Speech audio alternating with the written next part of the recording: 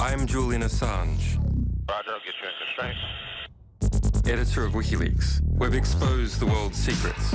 These documents belong to the United States government. Been attacked by the powerful. The United States strongly condemns. Hey, quit asking questions. You broke the law. Illegally shoot the son of a... For 500 days now, I've been detained without charge. But that hasn't stopped us. Like that. Today, we're on a quest for revolutionary ideas that can change the world tomorrow.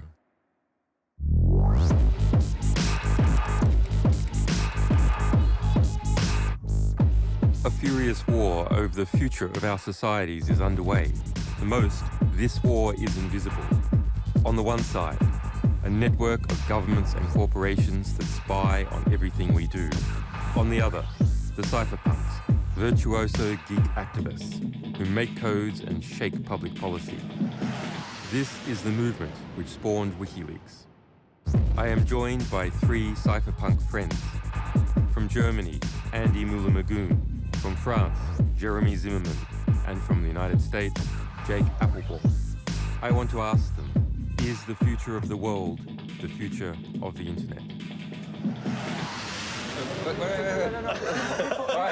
Before you go to negative, please, I would like to agree with you. I think that architecture matters, and that this is central to everything we stand for, but that this is a message that we have a responsibility to convey to the public.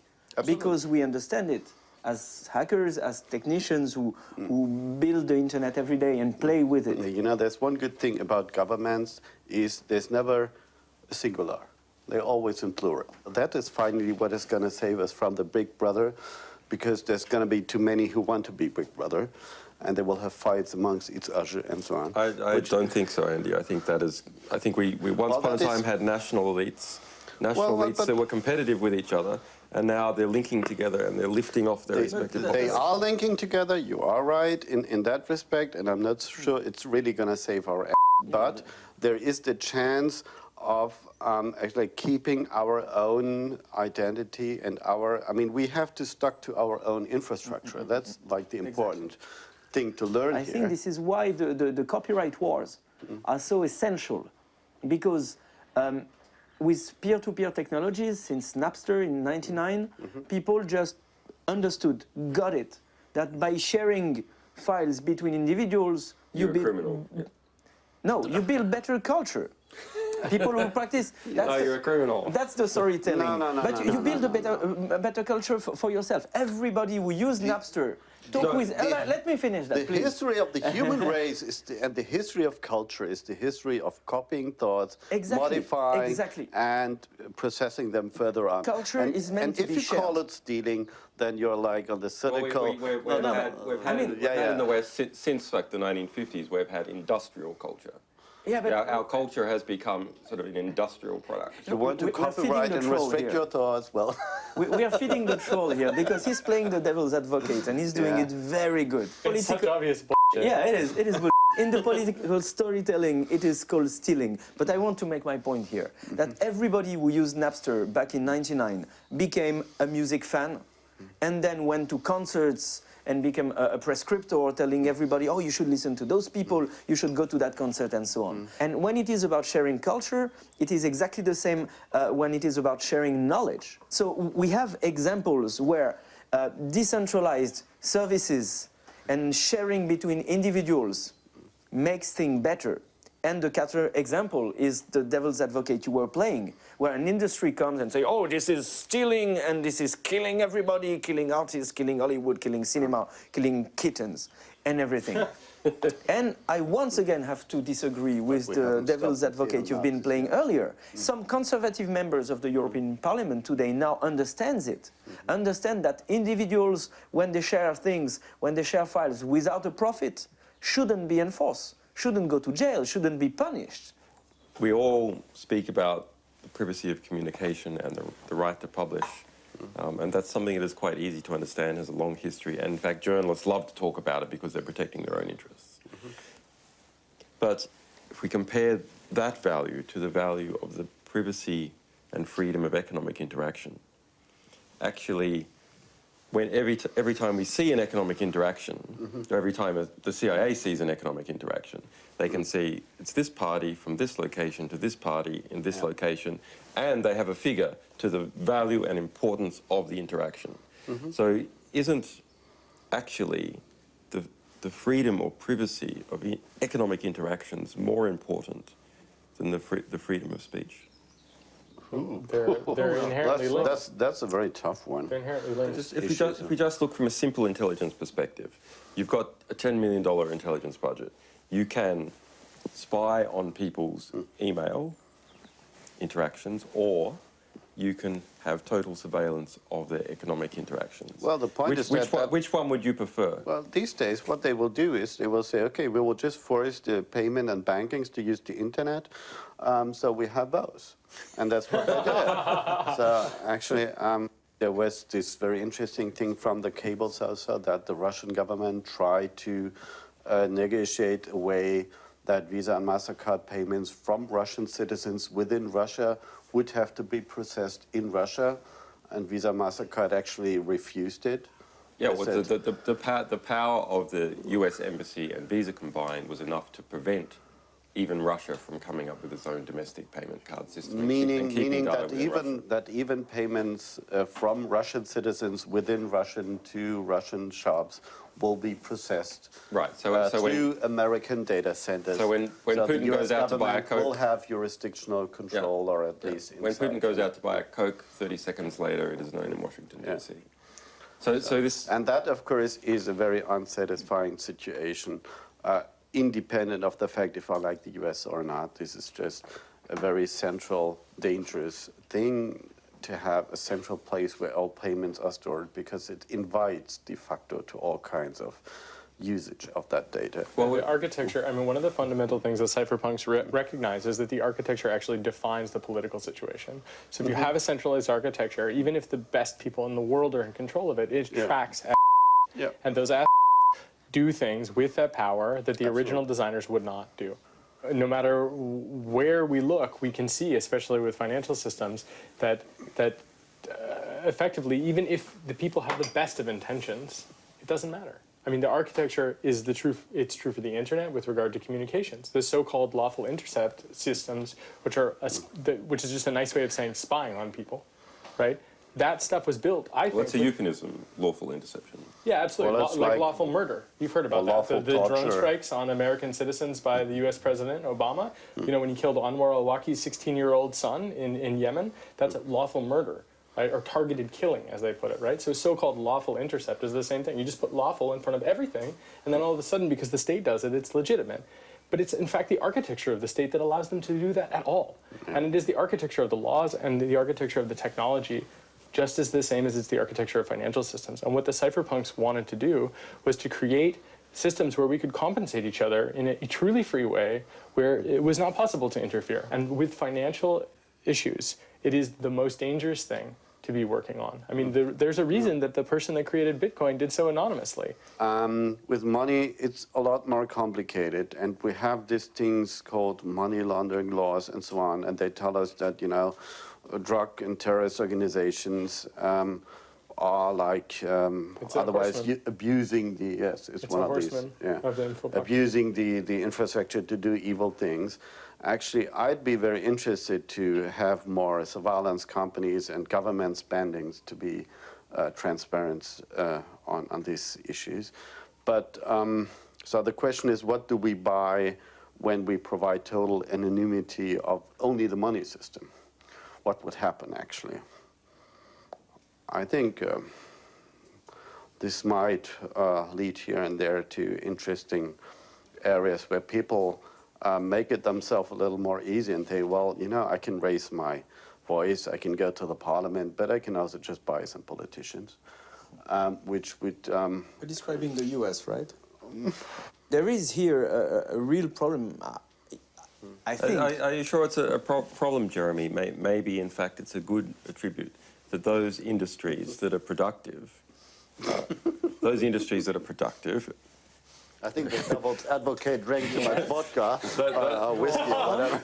elaborating now. Jeremie, wait. Let's actually see if he can finish this sentence without cracking up. Go ahead. Troll us, Master Troll.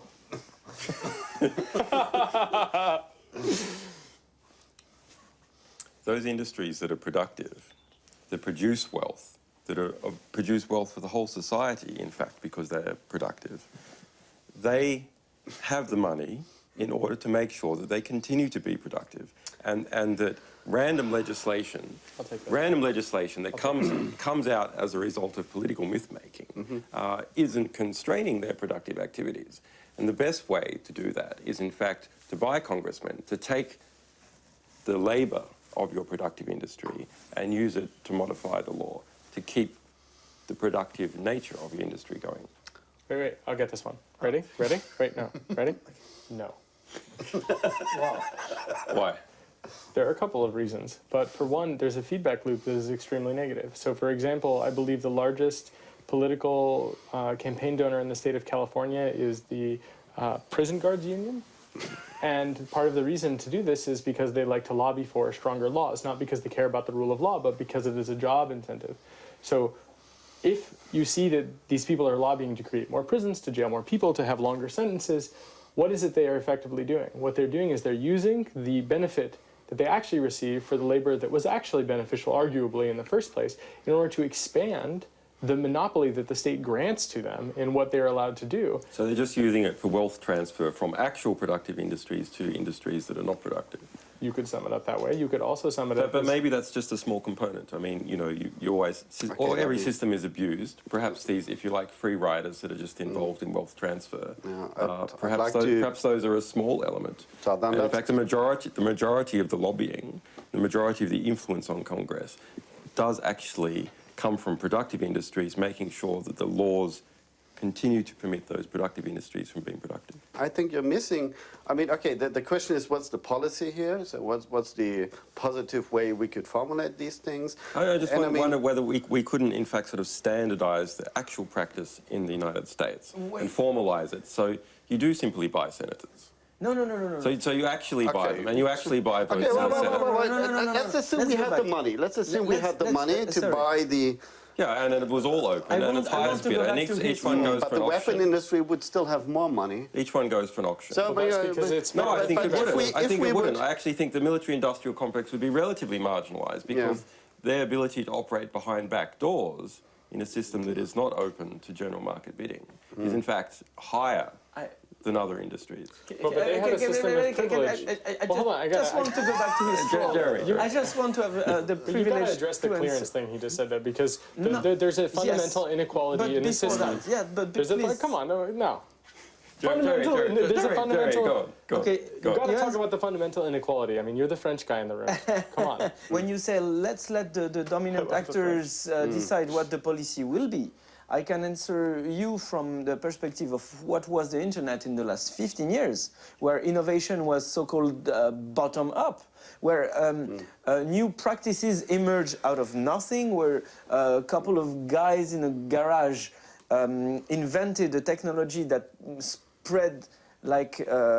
for nearly everything, for Apple, for Google, for everything. YouTube. For everything that happened on the internet just boomed after being unknown a few months or few years before. So you cannot predict what will be the next innovation. My point here is that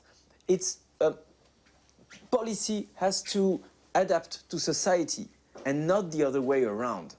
We have the impression with the copyright wars that legislator tries to make the whole society change to adapt to a framework that is defined by Hollywood. Say, okay, what you're doing when with your new cultural practice is just morally wrong. So if you don't want to stop it, then we'll design legal tools to make you stop doing what you think is good. This is not the way to make good policy. So I'm convinced that when you enable the most powerful industrial actors to decide what policy should be, you don't go that way. Jake, can you speak a little bit about this detainment that you've had at US airports and why that has occurred? Well, I mean, you know, they've asserted that it occurs because I know why. But, you know, to speak to your point about what it is like, I mean, depending on when, you know, they always give me different answers, but usually they say one response, which is, I mean, uniformly across the board, they say, because we can. And I say, okay, I do not dispute your authority. Well, I do dispute your authority. I do not dispute it now. I merely wish to know why this is happening to me. Now, I mean, people tell me all the time, well, isn't it obvious? You work on tour. You're sitting next to Julian. What did you expect? Right? I mean, for example, I've had people literally tell me, what did you expect for associating with people like this? I've also had them tell me, like, oh, remember 9/11? That's why. Or, because we want you to answer some questions, and this is the place where you have the least amount of rights we assert. And I mean, the stuff that they do in this, you know, in this situation, they deny access to a lawyer, they'll deny access to a bathroom, but they'll give you water, right? They'll give you something to drink in order, like a diuretic, in order to convince you that you really want to cooperate in some way. They did this to pressure for political reasons. They asked me questions about how I feel about the Iraq War, how I feel about the Afghani War, you know, basically, at all of these steps of the way, they repeated the tactics of the FBI during COINTELPRO, for example, where they specifically tried to assert, through their authority to change political realities in my own life, and to try to pressure me not only to change them, but to give them some special access to what's going on in my head. And they've seized my property. I'm not even, I'm not even really at liberty to discuss all of the things that have occurred to me. So this has happened to you, but Chinese people I speak to, when they speak about the Great Firewall of China, in the West we talk about this in terms of censorship, and that it's blocking Chinese citizens from coming out and reading what is said about the Chinese government in the West and by Chinese dissidents and by the Falun Gong and so on. But their concern is actually not about censorship. Their concern is that in order to have internet censorship, there must also be internet surveillance.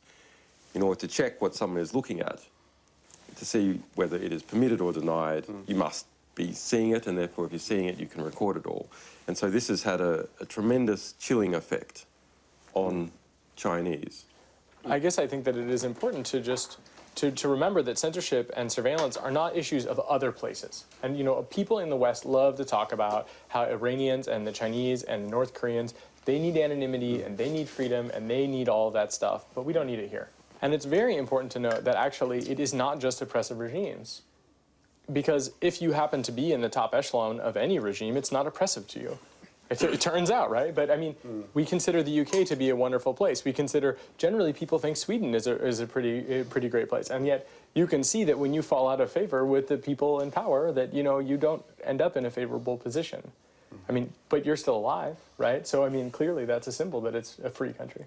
My point is that it's but maybe we should actually speak about this. I mean, censorship. Like Sweden? Internet censorship in the West. In WikiLeaks, there was this case that people couldn't, even in the accusation against you, couldn't read the documents, and Bradley Manning's. So the US prosecutors, so the Pentagon set up a filtering system so that any email sent to the Pentagon with the word WikiLeaks in it would be filtered. And so the prosecution, in attempting to prosecute the case, of course, was mailing back and forth about WikiLeaks and didn't receive the email replies because they had the word WikiLeaks in them. So which brings us back, wait a second, to the really basic question. And the basic question is there something such as negative affecting information? So from a society point of view, do we want censored internet because it's better for society or not? And even if we talk about child pornography, you could argue, saying, wait a moment, this child pornography addresses a problem that is abuse of children. And in order to solve the problem, we need to know the problem. Right. So if you filter it out, evidence for the crime. The solution is always another one than censorship. When we talk about child pornography, we shouldn't even use the word pornography. It's a representation of crime scenes, of child abuse. We all agree that we should remove those images from the internet. Bullshit. I'm sorry. I'm squirming over here. It's so frustrating to hear the argument that you're making. I want to throw up, right? Because what you just did is you said, I want to erase history. And, you know, I mean, maybe I'm an extremist in this case, and in many other cases, I'm sure. But I'm just going to go out on a limb here, you know? This is actually an example of where erasing history does a disservice, right? It turns out that with the internet, we learned that there's an epidemic in society of child abuse. That's what we learned with this child pornography issue. You know, I think it's better to call it child exploitation. We see evidence of this. Yeah. Covering it up, erasing it, is, I think, a travesty to do that, because in fact you can learn so much about society as a whole. For example, you can learn, and I mean, you know, I'm obviously never going to have a career in politics after I finish this sentence, but I mean, just to be clear about this, right? I mean, you learn, for example, who is producing it. You learn about the people that are victimized. It is impossible for people to ignore the problem, but the answer is not to destroy a medium or to police that medium. It is, when you find evidence, to prosecute the crimes that the medium has documented. It is not to weaken that medium. It is not to cripple society as a whole over this thing. The easy thing to do is to pretend that it doesn't exist, and then to stop it and say that that has stopped the abuse, and that doesn't. Andy, I spoke recently with the president of Tunisia, and I asked him about what was going to happen to the intelligence records of Ben Ali. So the equivalent to the Stasi archives of Tunisia. And he said that, well, these were very interesting, and the intelligence agencies, he would have to, they're a problem and they're dangerous, and he would have to knock them off one by one. But in relation to these archives, he thought it best for the cohesion of Tunisian society that they all be kept secret. So there wasn't a blame game. You were a young man during the fall of the Stasi in East Germany. Can you speak a little bit about the Stasi archives and what do you think about this opening up of security archives? Well, Germany probably has the most well-documented intelligence agency on the planet, or one of those. The East German Staatssicherheit. All the handbooks, procedural papers, training documents, internal studies, internal training, all that documents are roughly public. I think this is a very good thing to learn from, and that is what the president of Tunisia should consider, that he needs to distinguish between two things. The one is personal records. I can understand that it is a bit too much to expect that they publish all the personal records the former intelligence agency has raised. Did you follow the situation with the Amdawa in Egypt? So where the domestic state security, 100,000 strong, people went in, they looted the archive, and lots of material came out and was spread around the place. You could buy records for $2 in the local market, uploaded to. And it hasn't destroyed Egyptian society. Yeah. No, I'm just saying that I do have a bit of an understanding of people don't want their personal records to be released. I can understand that. Let's take a step back. You argue, essentially, from a completely flawed point, which is this notion that data is private when it is limited, essentially, and that's just not true. For example, in my country, if 1 million people have a security clearance and they're allowed to access that private data, 4.3 million. How can you call that data private? All right. Right? That's the problem, right? Is that it is not actually truly 100% secret from every person on the planet. No. It is only secret from the people It's secret from the powerless and to the powerful there. Yeah, you're right. You're right. But, I mean, it's not... We can go to a broader issue, though. So the internet has led to an explosion of the amount of information that is available to the public. Yeah. It's just extraordinary. The educative function is extraordinary. On the other hand, what is not seen, and people talk about WikiLeaks and they say, people talk about WikiLeaks and they say, oh, look, all that private government information is now public. The government can't keep anything secret, etc. I say this is rubbish. I say that WikiLeaks is the shadow of a shadow. And in fact, powerful groups have such a vast amount of secret material now that it dwarfs the amount of publicly available material. And the operations of WikiLeaks are just a percentage fraction of this privately held material. So do you think, when you look at the balance between powerful insiders knowing every credit card transaction in the world, shadow states of information that are starting to develop and swapping with each other and developing alliances and connections with each other and into the private sector and so on, versus the increased size of the commons.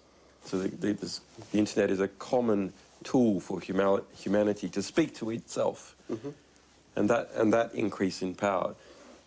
How do you see, Jeremie, the battle in these playing out? Indeed, all those topics are bound together. I'll try to make the link between 5 conversations ago and 3 conversations ago. And because when we talk about concentrating power, we once again talk about architecture. And when we talk about internet censorship, it is about centralizing the power to determine what people may be able to access or not, and whether it's government censorship or also private-owned censorship. They're changing the architecture of the internet from one universal network to a balkanization of small sub-networks. But what we are discussing since the beginning are all global issues, whether we're talking of the financial system going awry, whether we're talking of corruption, whether we're talking of geopolitics or energy or environment or I don't know. All of these are global problems that mankind is facing today. And we have still one global tool between our hands that enables better communication, better sharing of knowledge, better participation in political and democratic process. What I feel, what I suspect is that a global, universal internet is the only tool we still have between our hands to address those global issues. And this is why this is a central fight that we have to fight and that we all have a responsibility here to fight. We have this notion from cypherpunks that code is law. On the internet, what you can do is defined by what programs are existing, what programs run, and therefore code is law. Absolutely. The key thing I think that people should walk away with, especially if there's some 16-year-old or 18-year-old person that wishes they could make the world a better place, the thing they have to know is that you can build alternatives. And everyone, especially with the internet, is empowered to do that for the context that they exist inside of. And it is not that they have a duty to do it, but it is that if they wish to do this, they can. And if they do that, they will impact many people, especially with regard to the internet. Building those alternatives has an amplification, a magnification, where I think you use It's not just for you. If you build something, you can serve it to 1 billion people. I mean, that's what I see. That's why I'm here. Because if I don't support you now in the things that you are going through, what kind of world am I building? What kind of message do I send when I let a bunch of pigs push me around? No way, never. We have to build. And we have to change that. We have to, I mean, as Gandhi said, right? You have to be the change you want to see in the world. But, you know, you have to be the trouble you want to see in the world, too.